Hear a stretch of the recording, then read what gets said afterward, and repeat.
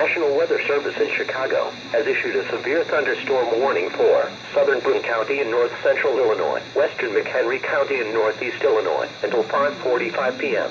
At 4:43 p.m., a line of severe thunderstorms was located along a line extending from Cherry Valley to Kirkland and moving northeast at 30 miles per hour. Hazard, quarter-size hail and 60 miles per hour wind gusts. Source, radar indicated. Impact, hail damage to vehicles and crops is expected.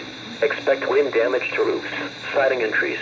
Locations impacted include Belvedere, Marengo and Union. Other locations affected, Boone County Fairgrounds. For your protection, move to an interior room on the lowest floor of the building.